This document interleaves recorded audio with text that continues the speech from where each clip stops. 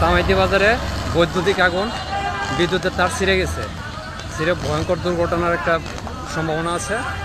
তো যারা কর্তৃপক্ষ আছেন এ বিষয়ে এই লাইন টাইন বন্ধ করো, লাইন টাইন বন্ধ করো সব।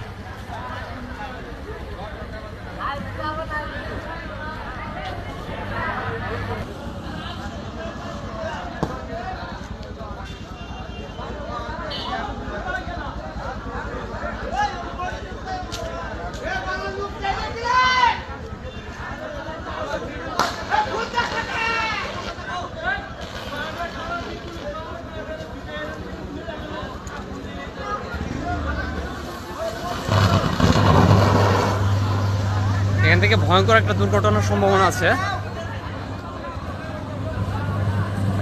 যত দ্রুত সম্ভব ইমার্জেন্সি কল করা উচিত। দেখেন বৈদ্যুতিক আগুন কিভাবে ভয়ঙ্কর রূপ নিচ্ছে ধীরে ধীরে।